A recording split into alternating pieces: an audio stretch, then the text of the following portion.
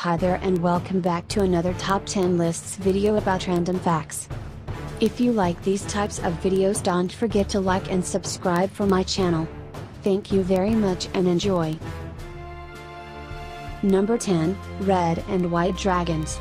The image of the dragon is an integral part of Welsh identity. As evidence of this, a red dragon is emblazoned on the country's flag as a symbol of Welsh pride and nationalism. This dragon, along with a white dragon, appear in the Mabinogion, one of the earliest examples of British prose literature and an important collection of Welsh mythology. Compiled sometime between the 12th and 13th centuries, the Mabinogion contains numerous tales that have become famous across the world, such as some of the earliest accounts of the Celtic leader King Arthur. Lud and Llefelys, another famous tale, details the important war between the red dragon and the invading white dragon. Number 9, Dragon of Lossy Hill.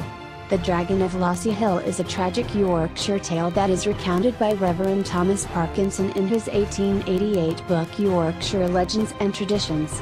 According to Parkinson's account, a large dragon once haunted a wooded area later known as Lossy's Hill in the parish of Stonegrave. As the dragon terrified local villagers, a brave knight named Peter Lossy decided to kill the beast once and for all. While wearing a special suit of armor that featured several razor blades, Lossy and a trusted dog set out to find the dragon. Feeling confident that the knight would be just another meal, the dragon wrapped itself around Lossy's armor and tried to squeeze the human into eternal submission. Lossy's armor gave the dragon numerous cuts, but all of them healed quickly. Although stunned by the dragon's supernatural powers, Lossy managed to cut off pieces of the dragon's skin with his sword. His dog then carried the pieces to Nunnington Church. Number 8, Sockburn Worm. The Sockburn worm is a wyvern, not a dragon. Although a relative of the dragon, Northern European folklore depicts wyverns as smaller creatures with the head of a dragon, the body of a snake, the wings of a bat, and two legs that protrude above a long, serpent-like tail. Despite being smaller than dragons, wyverns were known for being exceptionally vicious. The Sockburn worm was no different.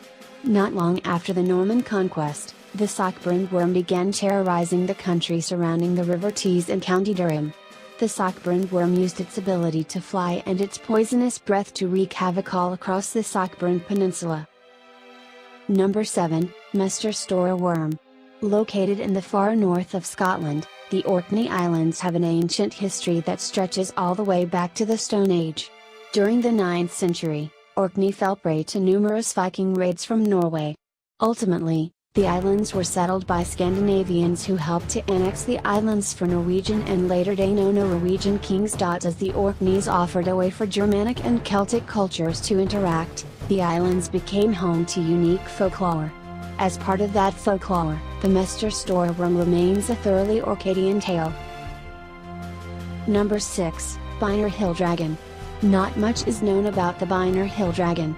Its name appears only sporadically in the historical record, yet the few clues about the beast are quite tantalizing. In the 19th century, the Gentleman's Magazine recorded that the local inhabitants of Byner Hill, an area in Sussex dotted with Roman roads, believed that an ancient Celtic dragon lived on top of a nearby hill. Some folktales spoke of the surrounding hills as being part of the dragon's skin folds, while others pointed out that the dragon's den was close to a ruined Roman villa. This later tale is interesting because it may highlight an interpretation of the Byner Hill Dragon as some sort of holdout from the Roman occupation of Britain, which introduced the Roman religion on the island. The notion that the dragon is of Celtic origin likewise points to a Christian demonization of pagan practices. Number 5, Leominster Knucker. Leominster, Sussex, was once home to a knucker. Based on the Old English word knighcore, which means water dragon, knuckers are predominantly found in knucker holes, ponds that are present throughout Sussex. The Leominster Knucker lived in one such knucker hole near the major church of Leominster. The knucker began its reign of terror by snatching away livestock. Then the water dragon began dragging away all the young girls from the village until the only maiden left was the king's daughter. With few options left, the King of Sussex offered his daughter as the prize for anyone who could slay the dragon. Number 4, Lately Worm of Spindleston Hook. The Laidley Worm of Spindleston began as a Northumbrian ballad that was passed down through song in northern England. The story begins with the King of Northumbria, who lived inside Bamburgh Castle with his wife and children. When the first queen died, the king took a malicious witch as his bride.